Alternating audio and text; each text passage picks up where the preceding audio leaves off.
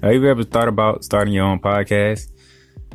It's a long process. It's a hard, thought out process. Yeah, I know. I was there. I was there from March of this year, thinking about how I'm going to do this, doing all my research, trying to get everything right. What platforms can we use and how we going to record it and how we going to make it sound good and make it all this happen. And then I came upon Anchor. The Anchor app on my phone, the easiest choice I could ever make to do a podcast. It's free to use. You don't got to pay for nothing. You can record episodes whenever you're ready. You can edit it and then you can release them when you want to. And you don't have to worry about trying to figure out how you're going to distribute it on other platforms because Anchor has partnerships with Spotify, Stitcher, Google Podcasts, Apple Podcasts, Breaker, Castbox, Pocket Cast, whatever you name it. Because the Playmakers Bar podcast is the podcast that I use. We're on all them platforms. We're on 9 platforms just by using the Anchor app.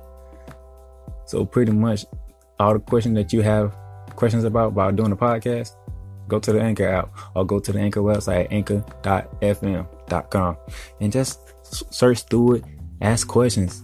Because I tell you, a free app that does all this, there's nothing more you can ask for. I even got friends, they doing their podcast on the Anchor app. Faith Talk, you might have heard of it because it's very good. And it's great that it's an app like this, it's a website like this that makes it easier for people to do podcasts and do what they love best, talking about the things that they love to talk about. So give Anchor a try, see how much you like it. We'll love to hear your podcast.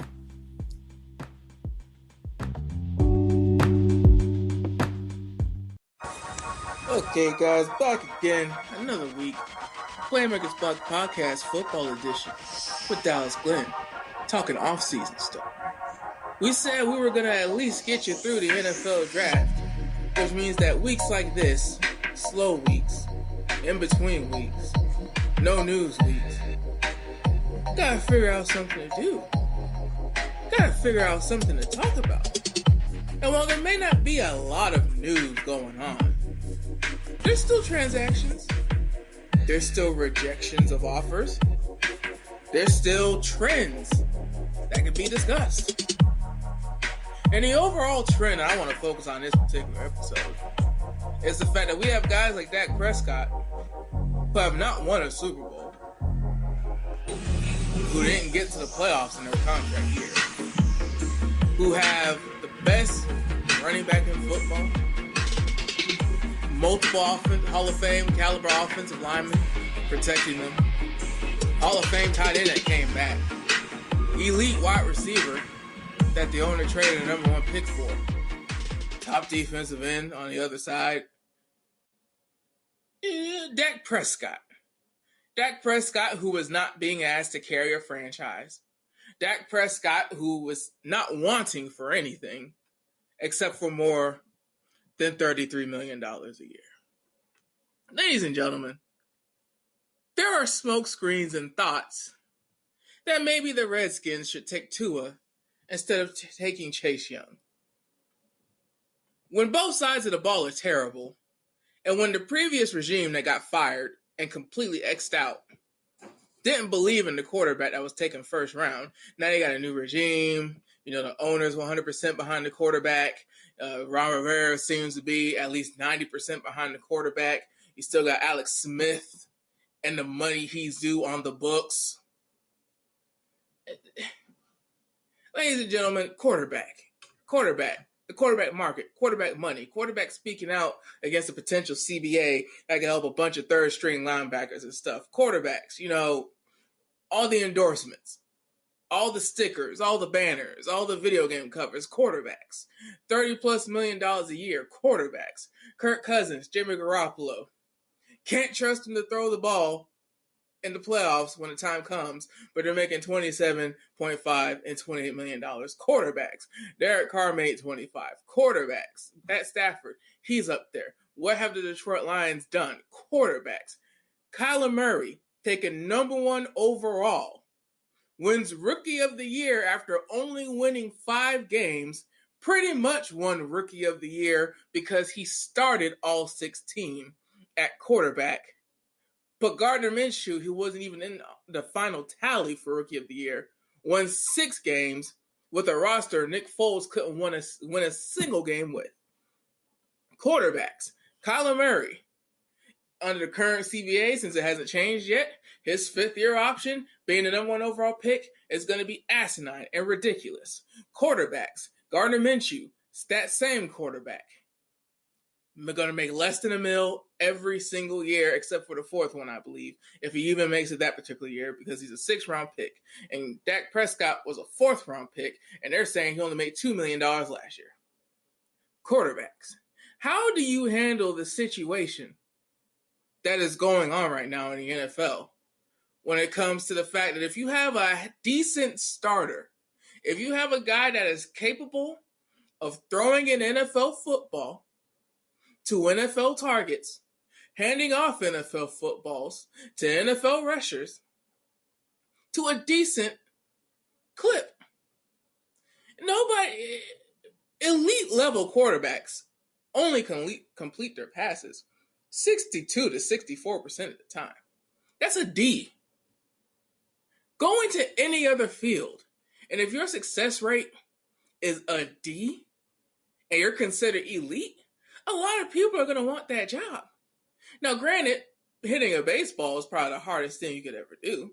That's why an F, a solid F, a mega F, a 27% to 32% clip gets you in the Hall of Fame in this era, as long as you didn't take steroids. But focusing on quarterback, 64% completion percentage. You're up there, super up there. 4,000 yards in this era of quarterbacking is nothing, because the game has been legislated to be a game of backyard football. So you got 64% completion percentage, 4,000 plus yards, and let's just be modest and throw in 22 touchdowns. You have a quarterback that has 64% completion percentage, 4,000 plus yards, and 22 plus touchdowns. In this era of football, that guy's going to be up there. That guy's going to be top 10. So how do you differentiate between the guys who are quote unquote producing and the guys who are actually going to win you a Super Bowl? See, the issue with the Tennessee Titans and the Arizona Cardinals is the Tennessee Titans traded for Ryan Tannehill as a backup plan for Marcus Mariota. Marcus Mariota doesn't have sexy numbers. Marcus Mariota doesn't look sexy when he's on the field. But Marcus Mariota has been to the playoffs 2 times. Marcus Mariota has led the Tennessee Titans to winning records 2 times. Marcus Mariota got benched for Ryan Tannehill, who was only a franchise quarterback for the Miami Dolphins and went 500 a bunch of times. Went to the playoffs once, but I think he got hurt that game. Either way, the Tennessee Titans traded for a former franchise quarterback as a contingency plan to their current franchise quarterback. And what happens? Ryan Tannehill, who's supposed to be done, Ryan Tannehill, who's supposed to be an average starting caliber quarterback, goes to the AFC Championship game. And even though Derrick Henry had that crazy playoff run, who are people talking about right now? We forget Derrick Henry is actually due to make some money this year. But nobody's talking about Derrick Henry. People are barely talking about Ryan Tannehill, but they're talking about Ryan Tannehill getting paid by somebody more than they're talking about Derrick Henry. Derrick Henry's on the Tennessee Titans, and you put Ryan Fitzpatrick or any starter who's not going to have an ego and knows to hand off the ball, the Tennessee Titans probably get back to where they were. Even if the Jaguars, the Vikings, and the Bears are an example of how not to build a football team, Derrick Henry isn't exactly a 2020s back. If you're going to build a team from the 1940s, you need a back from the 1940s like Derrick Henry. But that's not necessarily the point. The point is Ryan Tannehill is about to command at least $17 million per year. Ryan Tannehill's a starting quarterback in the NFL. He should be starting for one of the 32 teams because chances are you're not going to find a quarterback in the draft and you're not going to find a quarterback in free agency that is better than Ryan Tannehill. You're probably not. For whatever reason, no matter who the offensive coordinator is, for whatever reason, no matter who the head coach is, the Tennessee Titans offense always relies on running the ball 35 plus times a game and throwing it deep off play action. They've had Matt LaFleur, who went to the NFC Championship game. They're working with Arthur Smith right now, I believe. But before all that, Mike Mularkey said they were going to go exotic smash mouth, and everybody laughed at him. But they've been going smash mouth ever since. You're not going to pay Derrick Henry. You may pay Ryan Tannehill at least $17 million. But the overall question is, if you're an NFL team, and you look at the Dak Prescott situation, if you're an NFL team, and you look at the Tom Brady situation, if you're an NFL team, and you look at the New Orleans Saints and how Sean Payton played chicken for a couple weeks, and now how they're about to let Teddy Bridgewater, who was the franchise quarterback for the Minnesota Vikings, they're about to let Teddy Bridgewater, in his physical prime, in his youth, walk away because Drew Brees wants to run it back one more time. They put a first-round tender on Taysom Hill to back up Drew Brees. If Drew Brees, at his age, catches up to him in the middle of the season, Taysom Hill is going to be the starting quarterback of the New Orleans Saints. And here's the thing, Taysom Hill right now is not a starting quarterback. He's a backup quarterback. You need 4 games max, and then somebody else has to come back or get signed. Dak Prescott can't get paid $35 plus million. I'm not just saying that as a Jaguars fan that does not trust the Jaguars to pay Gardner Minshew $40 million by the time his contract comes up. Because remember, folks, Mahomes has to get paid too. And if Dak Prescott gets paid before Mahomes, oh God, you can kiss team loyalty. All you guys down there in the comment section that wear the shades and the baseball caps facing forward, and you guys can just cry till the cows come home. Because if Dak Prescott gets $35 million, what is Mahomes going to get? If Dak Prescott gets $35 million, Mahomes might be the first franchise quarterback in free agency to be due for the team he won a Super Bowl for, and it just be wraps, kaput. I can't remember somebody winning a Super Bowl on their rookie contract being due soon, and the team saying, But if Dak Prescott gets $35 million, I mean, people pay a lot of money just to get one. The Chiefs have one. They got to host the AFC Championship game. They got to go down to Miami and beat a legacy franchise like the 49ers. Comeback victory, by the way. Ladies and gentlemen, we're going to the first commercial break. But we're going to talk about this because Dak Prescott may be a franchise quarterback. I would be willing to concede that Dak Prescott is a franchise quarterback. And I would be willing to concede that because Dak Prescott may be a franchise quarterback, you either need to tag him and eat the tag rate, or you need to pay him like a franchise quarterback. But the problem is $35 million, more than Russell Wilson, more than probably what Mahomes' agent is trying to toss out there. Hell, I despise them. I despise the fact that they got the money they did. But Carson Wentz, the year he went down, was an MVP candidate. And I believe that's the year they won the Super Bowl. Carson Wentz got that train rolling. And Nick Foles bought the caboose in. Jared Goff got paid the year after he went to a Super Bowl. Now, granted, if he had just thrown 2 touchdown passes, or handed off for one and threw for one, he would have beat Tom Brady. But, he only got 3 points. And that's why the debate on Jared Goff will always go. But, dude, think about what this is going to mean. Think about some of the players who have been the most against the new CBA.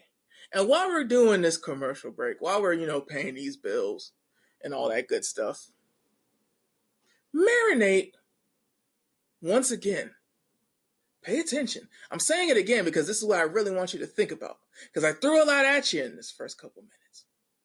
But think about this. The quarterbacks have been some of the most vocal people against this proposed CBA. We'll be right back. It's the Playmakers Blog Podcast, Football Edition. Talking off-season stuff. Hey, this is Donnie, the Playmaker Says. I want to take a moment to thank you guys for listening to us at the Playmakers Podcast. Just to let you know, if you're listening to us on iTunes, Apple Podcasts, why don't you go ahead and leave us a review. Tell us what you think of the episodes that you listen to, what you think of the podcast in general. If you listen to, Anchor, Spotify, Google Podcasts, iHeartRadio, Radio Public, Castbox, any other platforms that we're on, follow us. Download the episodes, let us know any kind of way that you want to let us know, whether it's on our Facebook page, the Playmakers Blog Podcast, or on our Twitter page at Playmakers Stuff. Just let us know, because we enjoy interacting with you guys and we want to show our appreciation. So follow us, like us, let us know how we're doing, and thank you for listening to the Playmakers Blog Podcast.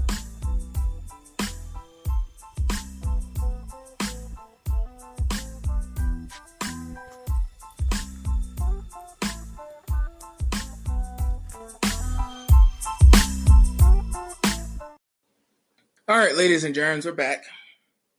Guys, why is the position, Playmakers Blog Podcast, Football Edition, all that good stuff, why is the position where Derek Carr is making well over $20 million a year, why is the position where Matt Stafford, who hasn't won anything in over a decade, a former number 1 overall pick, has gotten multiple big money deals? Why is the position where just being decent enough to be okay? Why is the position where if you can guarantee me 7 and 9, you're automatically up there in the conversation? Why are they saying vote no against this new CBA? Why are they? I understand that quarterbacks are supposed to be the face of the franchise, like the third part of the trinity of a franchise: owner, head coach, franchise quarterback. That's how it's supposed to be. Franchise quarterbacks are like the Holy Spirit. The Holy Spirit is God, but if you try to explain it to somebody, how do you exactly explain the Holy Spirit? And how do you actually explain the fact of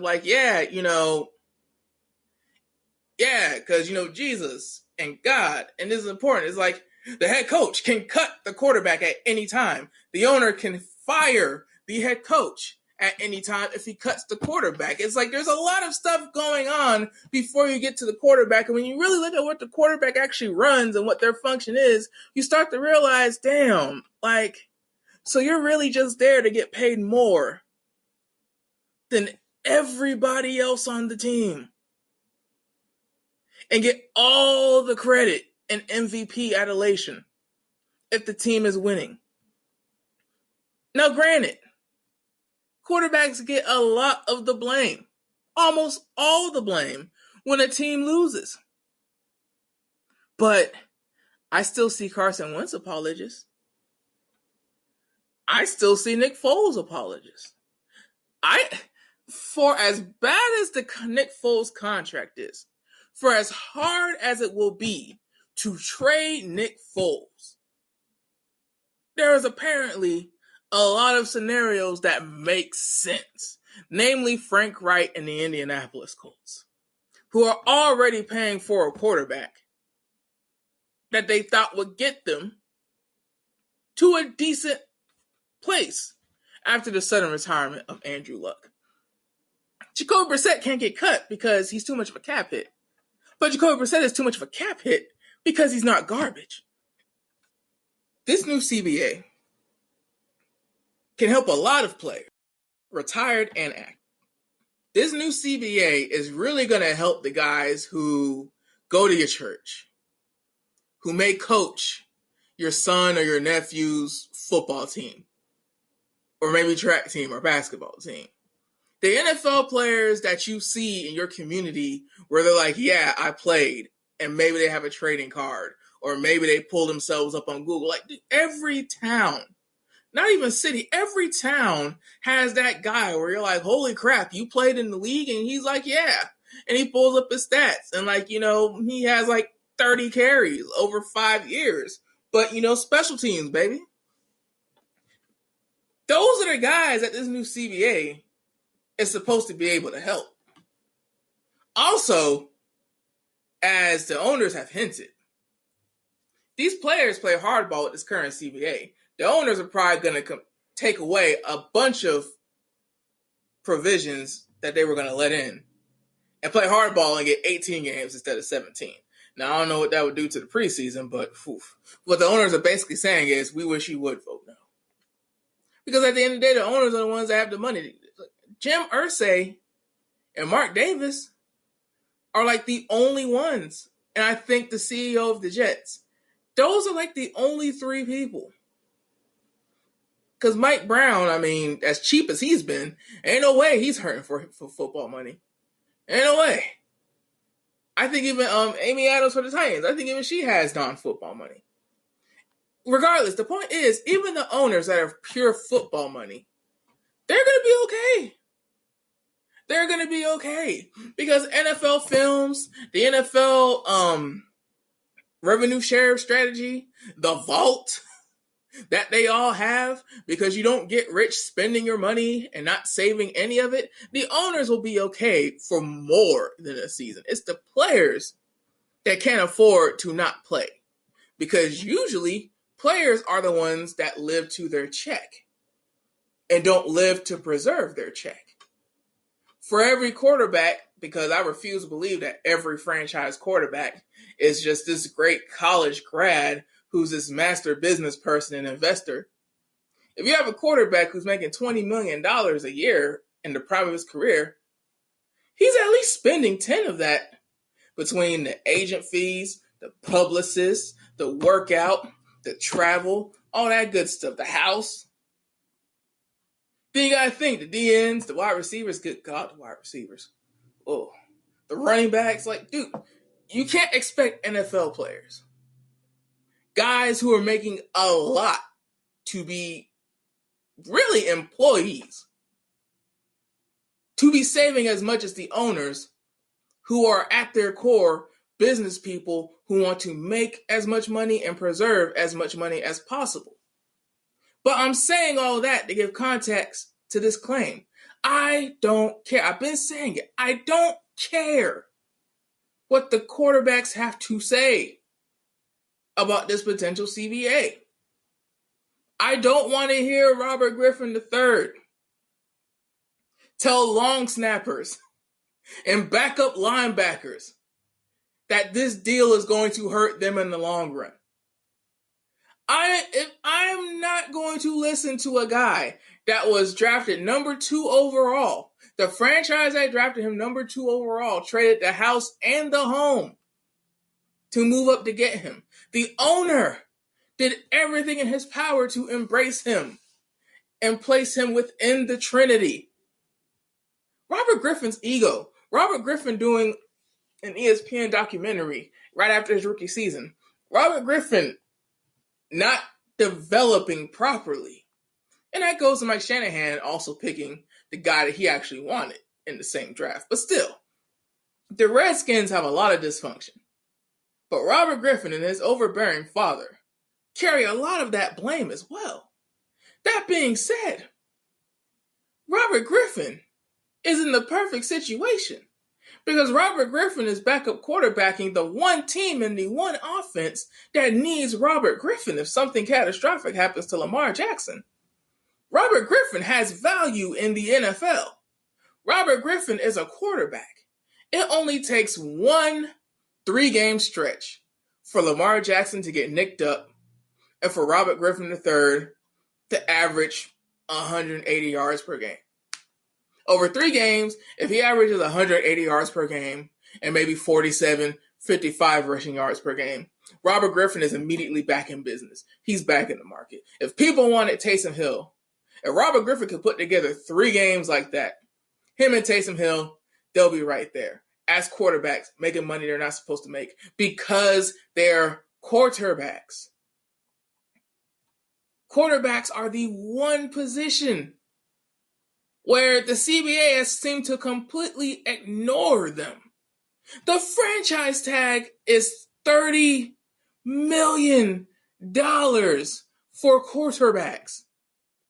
Le'Veon Bell took a year off thinking he was going to prove a point and only came back for like 42. Dak Prescott, in 1 year of the franchise tag, and this is why I'm not upset necessarily at Dak Prescott asking for an absurd number, because hell, if you're going to franchise tag me, you might as well just give me a little bit more than 30. The problem is the Cowboys have offered a little bit more than 30 multiple times. They're up to 33. Dak Prescott can get franchise tagged this year, make $30 million. Say the Jacksonville Jaguars, 3 years down the road. Because you got Mahomes' contract that's going to come up, Dak Prescott that's going to get paid, and then I think Deshaun Watson has to get paid. Lamar Jackson is probably going to get paid by the time Minshew's 4th season finishes. So you got like 4 big name quarterbacks who are probably getting paid before the time Gardner Minshew does. And maybe throw Baker Mayfield and Kyler Murray in there too. Because Baker Mayfield might not get huge money, but if the Cleveland Browns decide that he's the guy, then hey. And Kyler Murray, same thing. I mean, Rookie of the Year, 5 wins. Cardinals rookie franchise record. It's a good start. If the franchise tag is 30 now, and Russell Wilson making 35 is the highest salary right now, because remember, the franchise tag is the annual salary of, I think, like the top 5 or 10 in a given position group. So right now, the max is 35. Dak Prescott wants more than 33. The franchise tag of the averages right now is 30. So say you're a team like the Jacksonville Jaguars. No, let me rephrase that. Say you're the fan base of a team like the Jacksonville Jaguars. Say you're the fan of a team that has a history of not wanting to pay people and a history of finding good players and letting them go and then turning around in like the same free agency and overpaying for the same position. Bro, you're really gonna pay Gardner Minshew or Kyler Murray or Baker Mayfield or Josh Allen or Tua, or you're really gonna pay some young quarterback that you still don't know about? You're still going to pay some young quarterback that you don't really know if you want to pay that much for, but you know that he probably is your best option, more than $30 million for 1 year? Austin Eckler just got quote unquote paid $24 million over 4 years. His contract like 4 years, $24 million or something like that. That's his second contract. That's the contract he got after playing on an undrafted free agent rookie contract out of a D2 school. Dak Prescott can make more than Austin Eckler's entire contract in one franchise tag. But Aaron Rodgers and Russell Wilson and Robert Griffin III are telling you to vote no on this CBA. Like, I don't know how many more centers and long snappers and backup linebackers and blocking tight ends I need to see on my timeline, basically pleading for you to not listen to the cornerbacks and not listen to the quarterbacks. Because see, cornerbacks, if Josh Norman could have cashed in on that deal, if Josh Norman could have been worth the Redskins contract, cornerbacks would be going through the roof. Now, see, Jalen Ramsey might help out cornerbacks. Xavier Howard did, because I think Xavier Howard in Miami, I think he's still going to be making 15 with his contract. He got a big behind contract. But, you need him, you need Jalen Ramsey, and as far as lockdown, shutdown, and Trey White, Stephon Gilmore. Stephon Gilmore's a vet. He'll have to go to a different team, though, because New England doesn't pay people. Point is, you have guys in the corner market who might be able to help out the guys after. The guys in the quarterback market are set.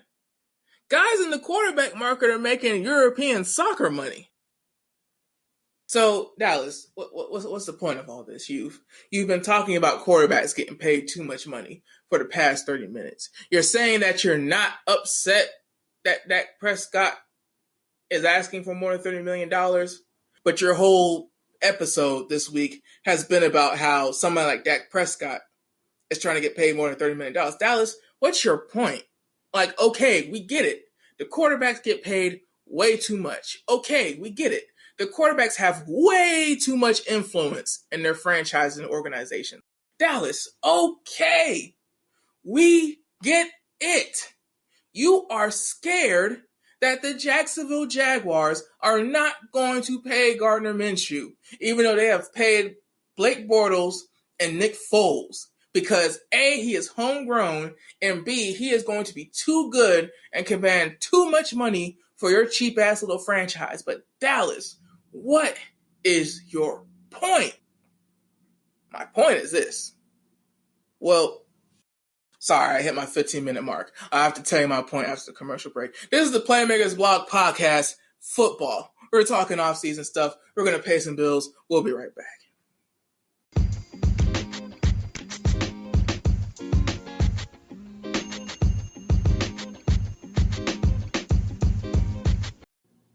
Ladies and gentlemen, we're back. Playmakers Blog Podcast, Football Edition. We're back with the third and final segment of the week. What the hell is my point? After talking about all these daggone quarterbacks and all the money they make, even though they are not winning Super Bowls most of the time after they get paid this money. My point is this. If you're the Jacksonville Jaguars or the Washington Redskins, how do you have a situation like the Yannick Ngakoue situation? How do you have a prospect like Chase Young? How do you have those two situations and you even think to yourself for a minute that getting more than a starting caliber will not lose you the game quarterback is your top priority? Because of the way that edge rushers have evolved in the NFL, the whole left tackle being a cornerstone and pillar of the Super Bowl recipe, that's pretty much out the window. A, because defensive coordinators literally figured out which peg the cylinder was supposed to go into and just moved their best pass rushers over the right tackle. Now, you need Lane Johnsons of the world. Shoot, the reason why people started putting a premium on right tackles is because Jason Peters wouldn't let go of the ghost. But Lane Johnson was too good to just literally have him wait because, he's a left tackle, not a right tackle. Now, Philadelphia Eagles are in a situation where Lane Johnson is still going to be the franchise right tackle, and they drafted Andre Dillard to be the new left tackle. Because right tackles are important now. Offensive tackles are important now. So the whole left tackle thing, that's kind of sort of gone by the wayside because you need a good offensive line now. Damn what position they play in college. What position are they good at in the NFL? You just need somebody who can block. Because the defensive tackles can pass rush. The nose tackles can pass rush. The defensive ends can pass rush. The jokers can pass rush. The edges can pass rush. Pass rushers. That being said, the age-old battle of get you a guy who could be half as good as Lawrence Taylor or get you a guy who could be half as good as Peyton Manning and Tom Brady is going to go on until the end of time. If you can't find a quarterback that is going to be generational and have you be a perennial playoff team / Super Bowl contender, then you got to find the guy that's going to raise hell and wreak havoc on the perennial playoff and Super Bowl contenders. I'll talk about the Redskins first because all this can just be smoke and mirrors. All this could literally just be like, we want it to seem like, because if it seems like we'll pick Tua, maybe we can get like a ridiculous ass offer for the second overall pick. And, if we lose Chase Young because the Detroit Lions or the New York Giants select Chase Young after we trade the second overall pick, then cool. Because that means that, at 5 or at 3 or at 4, or at even 7 or 6, Isaiah Simmons could be there. Derek Brown could be there. Jerry Jeudy could be there. I mean, you have Dwayne Haskins. If you trade the pick and don't pick Tua, or if you don't pick Tua in general, you still have Dwayne Haskins, who could use some weapons. You have McLaughlin. You have the receiver from last year, who was really, really good. And you have a running back situation where you're not going to address running back that early, but it will be okay if you get another deep threat, if you get another true weapon for Dwayne Haskins to throw to. So the Washington Redskins gaming that pick would make sense. The problem is, I don't necessarily think they're gaming the pick. Even though I don't think that the probability is as high as some in the media are making it seem, I still hope that the Redskins brass, the new regime, Ron Rivera, I hope he doesn't overthink this. I hope Ron Rivera doesn't pull the old, that quarterback was here before I got here. I hope he doesn't pull the old, Tua when healthy is a generational player. Dwayne Haskins is just going to be a good starting quarterback. Because, defensive ends don't always hit. Defensive ends, they're not always what they're put out to be. It's the same thing with quarterbacks. However, defensive ends, the variance is more controllable. You got a guy who was a speed rusher in college, he's probably going to be a speed rusher in the NFL. Look at Dante Fowler. Dante Fowler plays on a defense with pieces, with weapons. He plays with the best pass rusher in the NFL. He has double-digit sacks in a contract year. Good for him. Dante Fowler was never bad. He was just never worth where he was picked at the time. However, if do-overs could be do-overs, and with the way the Yannick Ngakoue situation is right now, well, hell, I'm pretty sure a lot of Jaguars fans like to have Dante back. Especially considering because, you got Josh Allen. But Josh Allen is another good example. Josh Allen fell all the way to the 7th round, get turned around, double-digit sacks his rookie year, leads his team in sacks his rookie year, has the most sacks out of all rookies his rookie year. Josh Allen was touted to be the best pass rusher, a day one starter in the NFL. He became a day one starter and a top pass rusher his first year in the NFL. Chase Young is going to help that franchise immediately. Now, I don't know the win-loss control. It's not like basketball where you can get like a defensive force. It's not like you can get a Anthony Davis. It's not like if Nerlens Noel had been what he was supposed to be coming out of college. Just a pure defensive force that maybe develops kind of sort of like Dwight Howard did in Orlando. But, dude, Chase Young is generational from the defensive end position. Dwayne Haskins is going to be a good starter in the NFL. There have been a lot of good starting quarterbacks to make it to the Super Bowl. There have been a lot of good starting quarterbacks to elite backup quarterbacks to make it to conference championship games. Blake Bortles is not that far removed from being in an AFC championship game. Case Keenum is not that far removed from being in an NFC championship game. Nick Foles won a damn Super Bowl. Jimmy Garoppolo, he was up big in a Super Bowl.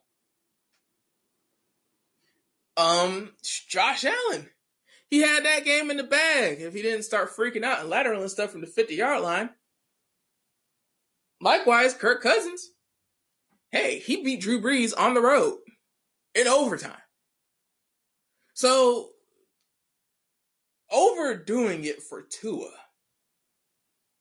seems like it would be a mistake because this thing that you need the generational quarterback, this thing that you'll be competing for Super Bowls year in and year out, the Patriots and Tom Brady wouldn't be as special as they are if it was as simple as you have an elite quarterback, you'll be in the Super Bowl, or the Super Bowl conversation every single year. It's just not that simple.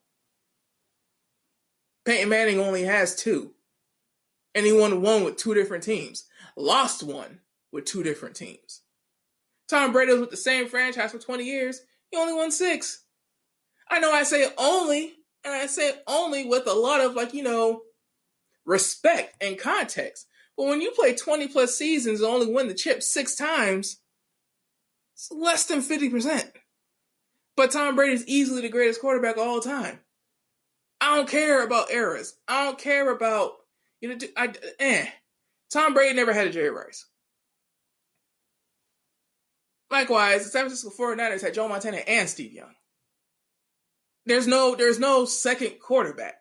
There's no successor with Tom Brady.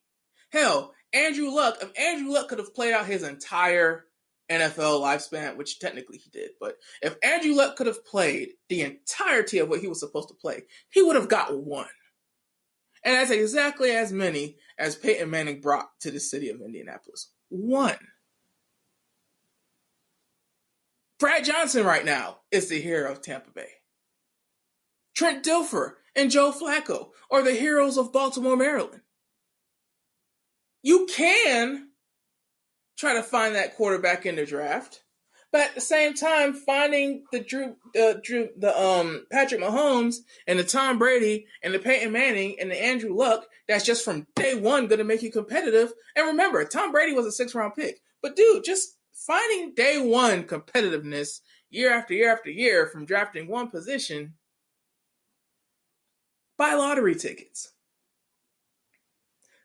Start an LLC, get a business loan, and buy lottery tickets. Because that's basically what you're saying from a team building aspect when you say we're just going to keep going until we find a quarterback. We're going to pass over the Chase Youngs and the Josh Allens and the Yannick Ngakwe's of the world because we either messed up and overpaid a quarterback, or we think that if healthy, this quarterback can be way better than the quarterback we already have. The Arizona Cardinals fired the head coach, traded Josh Rosen after 1 season. What did it get him, guys? 5 wins. So the Washington Redskins, I'm not necessarily, I don't see a lot of stock in that because Ron Rivera is a defensive coach. Ron Rivera is a hard-nosed traditional guy. I just don't see Ron Rivera making that mistake. Not after having Cam Newton as a franchise quarterback. So that transitions to the Jaguars. Because, every time that I do a podcast by myself, I have to figure out how to bag on the Jaguars. Yannick Ngakwe was the only real free agent this offseason. Everybody else is expendable. Everybody else, they can go. You can address the other ones that are leaving the Jaguars via free agency this season in the draft, in the later rounds. You have 10 picks this draft. You can address tight end. You can address D-tackle. You can address, I think, one of the linebackers is leaving. You can address all that. You traded away A.J. Boye, so you're going corner with one of the first 3 picks you have. Either the first or the second first or the first or the second. Either way, you're going to get a top cornerback. Maybe even a coup at 9 if it slips. But Yannick Ngakwe, he's proven. He's valued. He's treasured. He's wanted. You really had one job. You want to pay Miles Jack to prove a point. You want to have the super dramatic exit with Jalen Ramsey. You want to have the debacle that is Nick Foles. You want to have the midseason debacle that is this kid might have something, but we paid Nick Foles and we can't trade him if he looks like damaged goods, so we need to put out some good film and save our jobs. Jobs get saved anyway. You had one job. You did it really. The one job that every NFL GM has is to either find a generational quarterback or a generational pass rusher. Because if you have a generational pass rusher, you can build the defense around him. Because if that generational pass rusher can end up being a 14-plus sack year guy, you're going to win a lot of games that you're not supposed to win. Because your defense is going to be that good. Yannick Ngakwe, right now, is an 8 to 9 sack per year guy. They say they want him to be more balanced against the run. Well, I mean, come on, bro. That comes with time. That comes with want to. The entire run defense was bad. But when you have a defensive end like Yannick Ngakoue, speed rusher who's young and is only going to get better, what you're basically saying is, we may have found the guy, but we're going to let him go.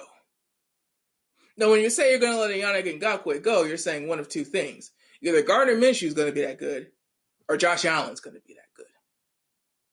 Either Gardner Minshew is going to be that good because he won 6 games with the same roster that Nick Foles had, and down the road, you're going to be ready to pay $40+ million if Gardner Minshew gets you to the playoffs once or twice. Or Josh Allen, who had 10.5 sacks this year, without even starting, mind you. Josh Allen was not a starter and had 10.5 sacks. So you're saying he had 10.5 sacks not even as a starter. We're going to get the best picks we can for Yannick Ngakoue. And down the road, after the 5th-year option and all that good stuff, we're going to pay Josh Allen around $120. What you're basically saying is we're going to pay Josh Allen 4 years. Well, actually, no, that's impossible. 120 over 4 years. It's got to be like 5 or 6. But the point is, what you're basically saying is we will pay Josh Allen defensive end money. Or we will pay Gardner Minshew quarterback money. Because as a Jaguars fan, I refuse to believe that the Jacksonville Jaguars are going to simultaneously pay Josh Allen defensive end money and Gardner Minshew quarterback money. There will be some kind of excuse. Cap. Value. What has he done? Blah. Viability. London. Parking lots. Utility company scandals. There will be some kind of excuse. But if you're to watch the Redskins or the Jacksonville Jaguars, hell, if you're the Buffalo Bills and you're going to have the Ed Oliver and Josh Allen situations, okay, you find an elite defensive lineman. Cool. You find a starting quarterback that might get you to the playoffs and be that X factor. Great. But Dak Prescott gets paid $35 million. Are you going to pay Gardner Minshew, Kyler Murray, Baker Mayfield, and Josh Allen 29? 30? Remember, Jimmy Garoppolo and Kirk Cousins have 27 and 28. Matt Stafford has like 27. Derek Carr has like 25. Jameis Winston wants 30. Or are you going to pay an Ed Oliver, a Josh Allen, a Yannick Ngakoue, anywhere between 19 to 23? You're not going to win the Super Bowl every year no matter who your quarterback is. But if it's a matter of staying competitive, if it's a matter of one side of your ball being elite, if it's a matter of finding a generational prospect every other draft and then being able to sign him, retain him, and keep him, dude, it's always going to be easier to find and pay a defensive end. The bittersweet thing about the Jacksonville Jaguars situation is Calais Campbell is going to get like $17 million this year. He's been to the Pro Bowl for 3 straight years. 2017, he was a Defensive Player of the Year and an All-Pro. Josh Allen, not even starting, 10.5 sacks. So while it sucks that the Jaguars aren't going to be able to re-sign Yannick Ngakoue long term, you have to look at the other 2 defensive ends on the roster. And then you also have to look at Dwayne Smoot, who only developed out of nowhere and have 4 sacks on his own. The Jacksonville Jaguars, if there's one thing Tom Coughlin did, it was his platoon defensive line philosophy, where you just have waves of pass rushers coming in. If there's one thing Tom Coughlin was able to do right, it was that. He got a 3-time Pro Bowler in a Jaguars uniform, and a guy at 10.5 sacks his rookie year not even starting. You're not in bad shape. That being said, Calais Campbell's already paid. Right now, I haven't heard anything as far as trade or restructuring or cap casualty for Calais Campbell.